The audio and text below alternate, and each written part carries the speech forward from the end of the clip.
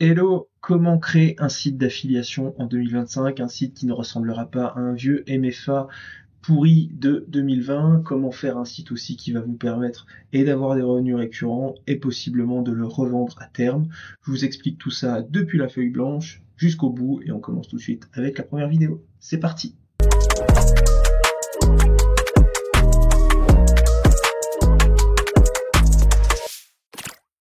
Ok, donc pour trouver sa niche, ça va commencer par un brainstorming. Alors, on va voir un petit peu où est-ce que ça nous mène. C'est vraiment une feuille blanche, hein, c'est du direct, donc moi j'ai pas de filet. Hop, on va donc sur Claude. Alors vous allez sur l'IA que vous voulez, vous pouvez même ne pas passer par de l'IA, mais vous allez voir quand même que c'est plus rapide, plus facile. Donc je dis à Claude, objectif, trouver une niche en affiliation assez large pour promouvoir des produits différents, idéalement des produits vendus minimum 100 euros. Parce qu'on anticipe déjà que le taux de commission va se retrouver entre 3 et 10%, parfois 12, sur les programmes les plus rémunérateurs. Moi j'estime que 5 c'est la moyenne. Donc si vous vendez des produits à 20 euros, bah 5% de 20 euros, ça fait vraiment pas grand-chose. Il faudra beaucoup de volume. Vendre des produits à 100 euros avec une commission à 5%, ça fait que 5 euros par vente commissionnée. C'est pas non plus fou. Donc les niches les plus intéressantes sont celles qui traitent d'un problème réel, douloureux, complexe, qui nécessite de l'aide.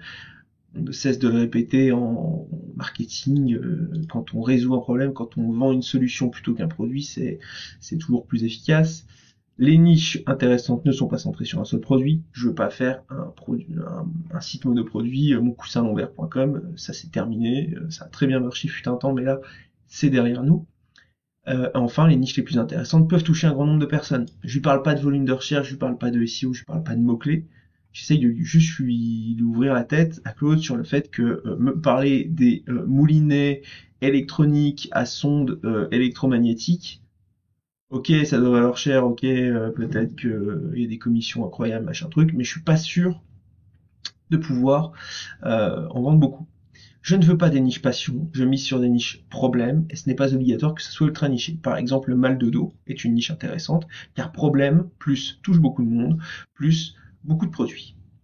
Donc, beaucoup de choses à mettre en avant différentes. Ne cite pas le mal de dos dans tes réponses, c'était un exemple que je ne veux pas exploiter. Alors, souvent, hein, quand on donne un peu de choses à l'IA en exemple, souvent elle leur prend derrière et elle en fait une moulinette inexorable. Donc là, on va y aller déjà comme ça. On va regarder ce que nous dit Claude. C'est parti. J'ai coupé le temps de sa réponse, mais voilà ce que nous dit l'IA. Trouble du sommeil, ménopause et périménopause, trouble anxieux et stress chronique, dépendance numérique, pollution intérieure. Bon, pour l'instant, on est quand même sur des niches, j'allais dire paramédicales, un peu touchy quand même, à voir. C'est sûr que j'irai pas sur des choses comme, comment dire, j'irai pas sur la dépendance numérique par exemple. Voilà, je- j'ai du mal à croire que je vais vendre sur du numérique des produits pour ne plus utiliser le numérique ou pour être moins dépendant en tout cas. Pollution intérieure, c'est quelque chose qui m'intéresse.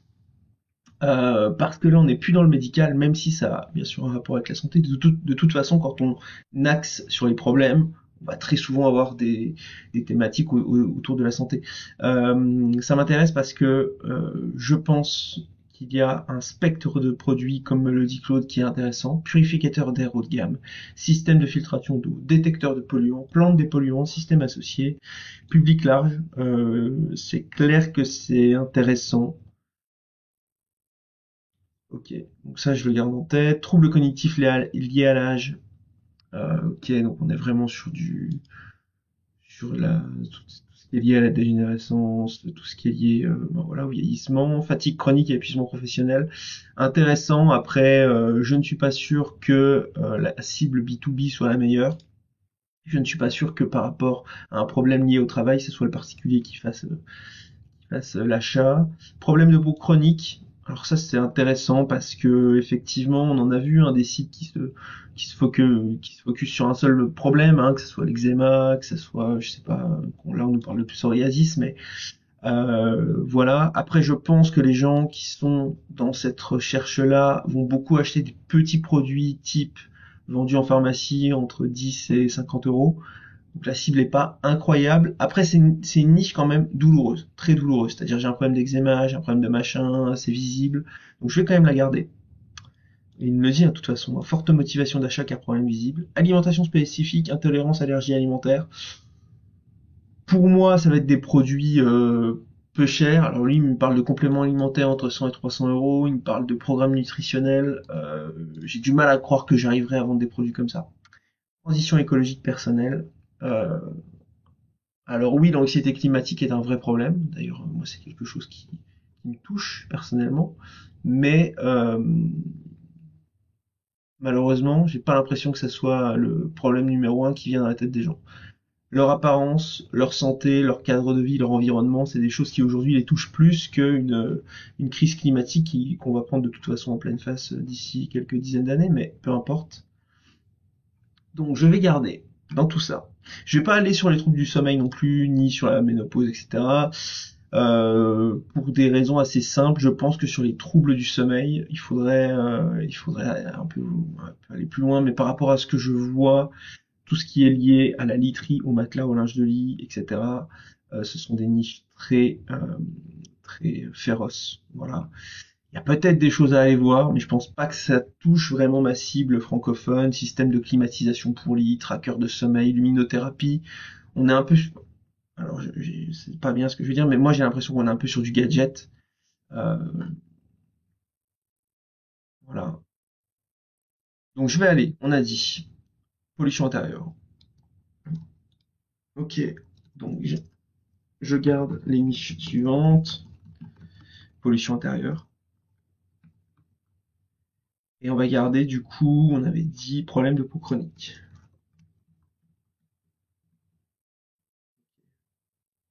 Je vais lui dire, hop là, je vais lui dire d'aller un peu plus loin, approfondit ces deux niches, commence par la première, parce que si je vais faire les choses, je vais faire les choses de façon claire, commence par la première, pollution intérieure, produit, possibilité de mots-clés. Commence à introduire le SEO, mais ça reste vague. Euh, Qu'est-ce qu'on va lui demander d'autre sur ça? On va lui demander, des idées de nom de domaine, idées de nom de domaine en .fr. On va commencer à axer la chose un petit peu en mode plus web. Famille, personne allergique, problème de santé inhérent à la niche, etc. On va déjà voir où est-ce que ça nous met, où est-ce qu'il nous mène. On va approfondir ces deux niches en commençant par la première. Ok. Alors, la réponse de Claude. Purificateur haut de gamme, connecté. Alors là, moi, sur un autre onglet que vous voyez pas forcément, je vais quand même vérifier un peu ce qu'il me dit. Parce que ne jamais prendre pour argent comptant les contenus et les idées IA. Donc je vais mettre purificateur connecté avec analyse de qualité de l'air. Est-ce que c'est quelque chose qui existe ou pas? J'imagine que oui. Alors, nous avons donc effectivement, il y a pas mal de choses. C'est intéressant. C'est intéressant, on voit qu'il y a quand même du produit. Alors ceux qui me sont proposés ici, c'est un peu du tout venant, hein, dans le shopping ou même ici une nouvelle fois, c'est le flux shopping. On a un peu de tout. Ça c'est plutôt pas mal. Ok. Tac tac tac. On voit que c'est quand même beaucoup des sites généralistes. On vient de voir Frandroid, hein, qui va faire de la file un peu partout. J'ai vu Nature et Découverte ici, donc là c'est du produit. Forcément sur ces requêtes produits, ce qu'attend Google, a priori, c'est du produit. Et pour autant, là, ce qui se positionne, RNMe, LaveLab, donc ça c'est un site d'affi, Lights, purificateur d'air, donc là c'est que choisir, donc là c'est forcément un comparatif. Bah c'est du comparatif qui se positionne. Bon, c'est pas non plus fou. Alors attention, hein, la requête est très très longue, on n'a pas vérifié s'il y avait du volume, etc. Mais voilà, ça a l'air d'exister. Après, est-ce que spécifiquement il y a la fonctionnalité d'analyse de qualité de l'air, machin? Je ne pense pas. On voit d'ailleurs que là on parle surtout de du contrôle de la qualité de l'air et pas forcément de la purification. Voilà, en tout cas ici en P0. Bon, voilà. Qu'est-ce qu'on avait d'autre? On avait système à osmose inverse. Ok, donc là on est sorti de la purification d'air. On passe sur l'eau. Pour moi c'est deux niches quand même différentes. C'est l'une ou l'autre qui sera intéressante, pas les deux. Euh, Bon, je vais pas brider Claude pour l'instant, on va regarder ce qu'il nous dit. Détecteur de COV, formalisé. Alors qu'est-ce que c'est que ça? Hop. On est quand même sur des choses très spécifiques, hein.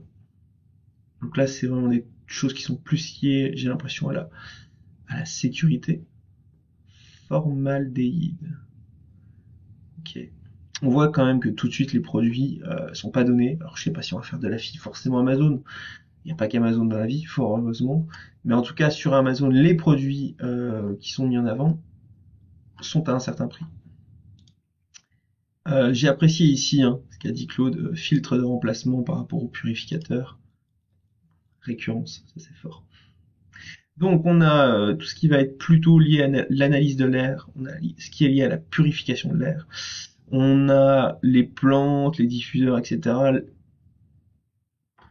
Alors ça peut être intéressant sur le long terme, moi j'y crois pas tout de suite, parce que à mon sens, euh, les plantes, le web n'est pas le canal le plus usité, alors je peux me tromper.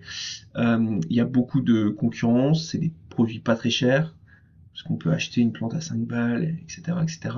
Les huiles essentielles, pour moi, c'est un peu le même combat. Peu cher, trouvable partout, hein. Alors après, il y a des choses intéressantes. Peinture et revêtement écologique, textile d'intérieur des polluants. Là, on a une niche qui, pour moi, qui a un peu glissé. On n'est plus sur de la purification d'air, on est sur de la rénovation. Euh, la rénovation qui pense aussi à la santé, voire à l'écologie. Donc ça, c'est pas inintéressant. Je vais me le mettre de côté parce que ça peut faire une idée de sous-niche ou une idée de d'autres niches de toute façon à exploiter. Ensuite, services associés, prestations d'analyse qualité de l'air, audit santé habitat, abonnement suivi qualité de l'air. Alors ça, c'est pas inintéressant non plus parce que pour le coup, là, on est plus sur du lead, sur du devis. On est aussi sur des requêtes qui seront éloignées du produit, qui seront toujours sur de la presta, donc on peut faire de l'informationnel, on peut expliquer beaucoup de choses.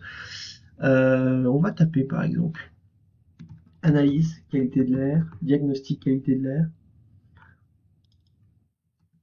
Donc, analyse, je retrouve à peu près les mêmes produits. Par contre, sur diagnostic, qu'est-ce que j'ai? Diagnostic qualité d'air consiste à mesurer le taux de pollution. Donc là, on a une P0 sur un site qui n'a pas changé son favicon. Qu'est-ce que c'est ça?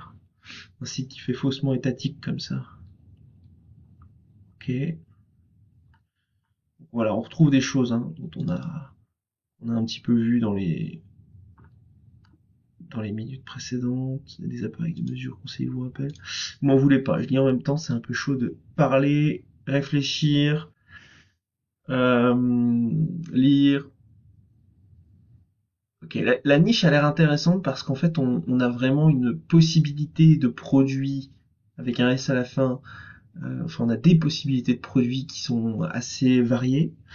On a aussi, c'est vrai, le côté problème lié d'abord à un problème de santé. J'ai de l'asthme, mais je me demande est-ce que c'est pas lié à ma qualité de l'air, etc. Donc tout ça, ça peut être des choses intéressantes dans une approche de type blog, informationnel, etc.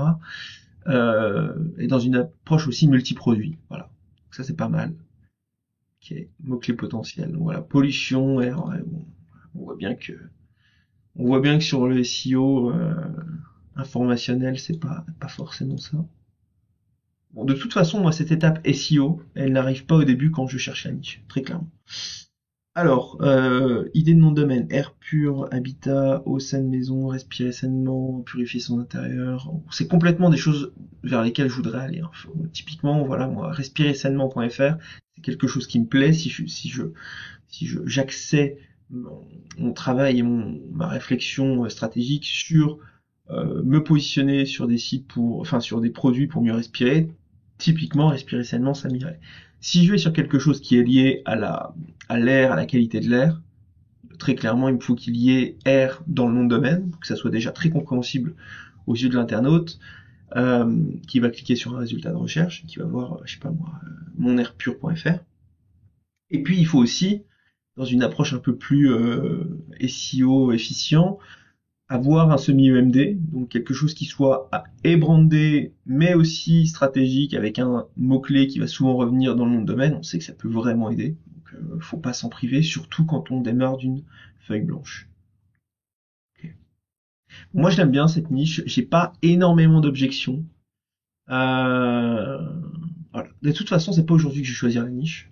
Donc dans cette vidéo, je donne mon approche. Voilà, on va travailler sur les deux niches, celle-ci et celle du coup liée au problème de peau.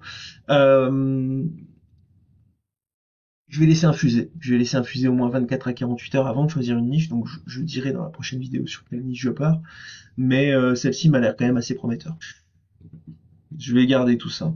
Je vais garder tout ça. Il y a un côté maison scène globalement qui est intéressant, qui je pense intéresse de plus en plus les gens parce que scandale répété sur la qualité de l'eau, sur ce qu'on met dans l'eau, sur même récemment, donc ici il y a eu des je parle d'ici puisque moi je suis dans les Vosges, donc ici on est tout près des eaux de Vittel, de Contrexéville, etc. Il y a encore un petit scandale avec Nestlé Waters.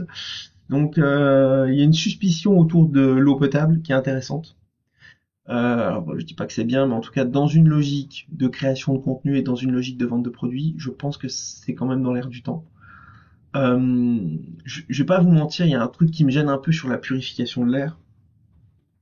C'est que j'ai un peu l'impression que les produits vendus, on va pas dire que ce sont des gadgets, mais je ne sais pas si il y a un vrai effet ou si ouvrir sa fenêtre est plus utile que ça, pour faire simple. Donc je vais quand même me renseigner sur la question et on va voir en fonction de ça. Alors oui, j'ai une espèce d'éthique.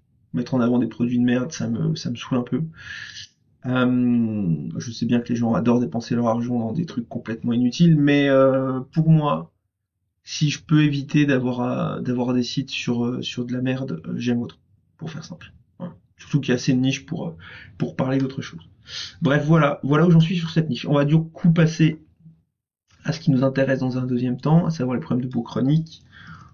Je vais lui demander autre chose, donc je vais lui dire à Claude, ok, maintenant traite cette niche comme la précédente. Je vais aussi lui dire, propose-moi différents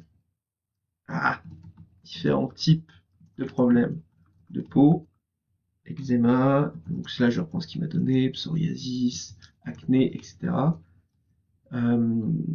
Pourquoi?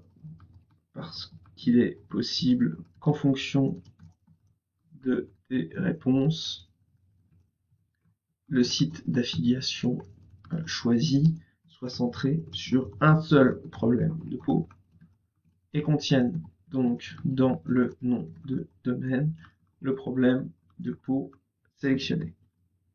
Exemple, eczéma. Toujours donner des exemples à l'IA pour qu'elle comprenne bien. Bon là c'est relativement simple, mais on n'est pas sur du prompt de fou, hein. Moi j'essaye de faire simple. En plus c'est du direct, donc si vous me voyez taper pendant une demi-heure, ça va vous saouler. Alors, niche problème de peau chronique. Donc, on nous propose eczéma. Prévalence 10 à 20% des enfants, 1 à 3% des adultes. Le psoriasis, 2 à 3% de la population. L'acné adulte, la rosacée. Hyperpigmentation, mélasma. Ok. Donc là, apparemment, ça touche essentiellement les femmes enceintes. La kératose pilaire, petite bosse rugueuse, généralement sur les bras, cuisses. Ok. Donc déjà, typiquement, on voit qu'il y a des niches, alors à vérifier, hein, ce qu'il appelle la prévalence, à vérifier quand même ces chiffres-là, donc je ferai des recherches approfondies. Il y a des problèmes de peau ou des problèmes entre le peau et la pilosité qui touchent plus ou moins une grosse part de la population.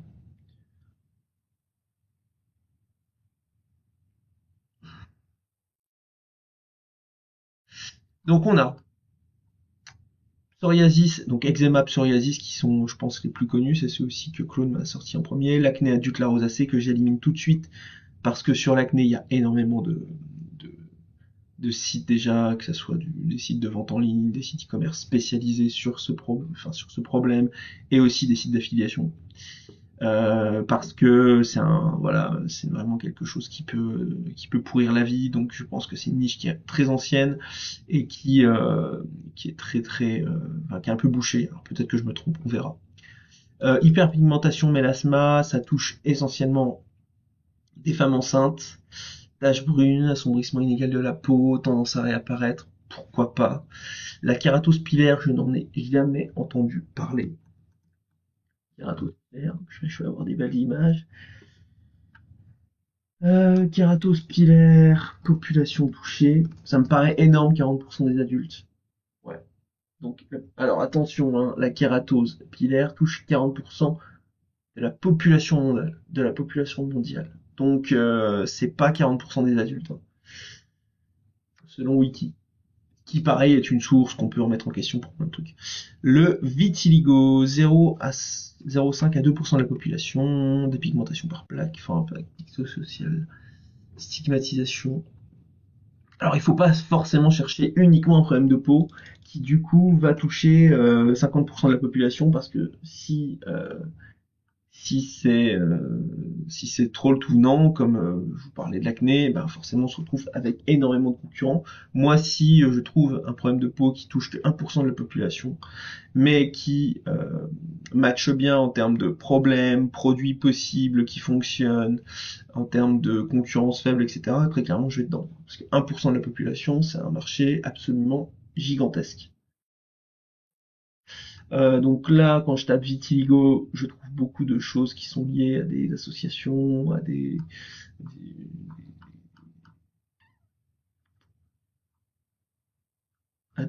portails sur la santé également. Hop, je vais me mettre par ici. Est-ce qu'il y a des produits vraiment sur ça? Donc là, on a Vidal, donc on est sur un dictionnaire pharmaceutique, on va dire.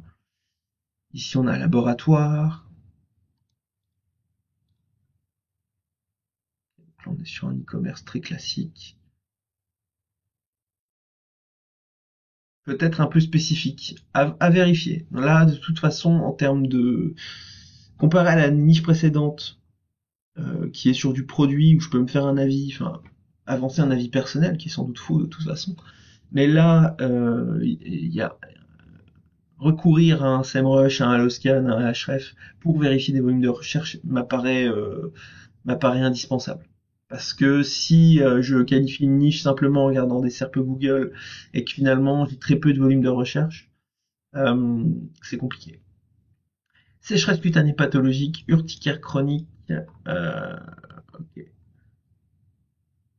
Donc, qu'est-ce qu'on peut promouvoir? Des appareils thérapeutiques, photothérapie, casquelette anti-inflammatoire, luminothérapie ciblée. Ok. Balnéothérapie à domicile. Ok. Ensuite, on a les textiles. D'accord. Moi, j'ai quand même un peu l'impression qu'ils pètent un cap sur les prix. Mais bon, je trouve que c'est très très cher en fait à chaque fois. Euh, Vêtements anti-eczéma, 200 € pièce. Bon, je sais pas. Une nouvelle fois, c'est que ma première impression. Cosmétique ultra spécialisée, gamme médicale complète. Donc ça, c'est vraiment ce qu'on a vu tout de suite ressortir sur Vitiligo. Si je vais sur un autre problème, comme la kératose pilaire. Kératose pilaire, on va aller sur crème par exemple. On voit forcément aussi, on voit aussi qu'il y a déjà il y a Amazon qui remonte, alors que sur Vitiligo on était sur des sites tout de suite spécialisés. Là j'ai plus des choses un peu génériques qui remontent, hein. Voilà, on a des labos qui ont fait des crèmes. Donc là je vois CeraVe, typologie, ok. Donc là on est sur de la cosmétique, crème machin, ok. Pareil, faire du laser, kératose pilaire, on voit les mêmes, je revois mixage, je revois typologie. Bon, la kératose pilaire, ça m'intéresse, a priori. Psychologie du patient, gène esthétique, moins d'impact médical, conditions. Ok. potentiel d'affiliation moyen, moins d'urgence perçue. C'est vrai que quand je regarde des photos de kératospilaire, comme ça de bon matin, quand on en a envie, ça me paraît moins handicapant, ça me paraît moins raide que forcément un eczéma au milieu de la tronche ou un psoriasis. Pour autant, je peux pas me faire une idée de la niche comme ça, même si voilà, ça a du sens. Si je mets mélasma par exemple, je vais vous montrer donc la kératospilaire, parce que vous avez tous envie de voir ça. Le mélasma, voilà, par exemple. Et on avait le psoriasis. Ah, ça c'est une belle vidéo. Si j'ai pas un reach de fou en montrant des belles choses comme ça, voilà. Donc là c'est pas le même délire quand même apparemment. Ok. J'ai beaucoup de choses, donc je vais demander à Claude, garde-moi les 3 à 5 problèmes de peau qui te semblent les plus critiques slash les plus problématiques. À un moment donné, faut faire un premier filtre. J'ai des difficultés à le faire moi-même parce que je suis pas un spécialiste. Donc on va s'aider de l'IA. Eczéma, dermatite atopique, psoriasis. Bon, voilà, on revient sur les choses. Acné, j'ai l'impression qu'il nous prend les 5 premiers qu'il avait cités. Ouais, il nous reprend les 5 premiers. Ah, la dermatite séboréique. Ok, il m'a fait un petit tableau.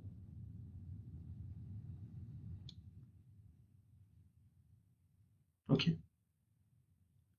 Bon, très clairement, là, comparé à la niche précédente où j'ai l'impression qu'on peut faire beaucoup de choses, sur ces niches-là, j'ai quand même l'impression qu'à part vendre des crèmes ou des produits pharmaceutiques, c'est compliqué de vendre des produits euh, technologiques avec des prix élevés, avec des comparatifs. Enfin, je veux dire, faire des comparatifs, faire des classements de crèmes, j'y crois moyen. Faire un comparatif de purificateur parce que celui-là il fait un truc, parce que celui-là il fait du bruit, parce que celui-là il fait de l'analyse de l'air, celui-là il le fait pas.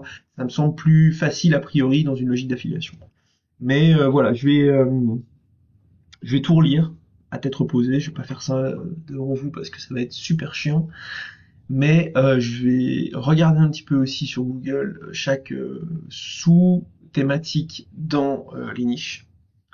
Et en fonction de ça, je vais faire un choix que j'expliquerai du coup dans la prochaine vidéo, qui va être lié du coup plutôt au choix final de la niche, au choix du nom de domaine, et possiblement à une première stratégie de mots-clés, qui sera un peu brute de décoffrage.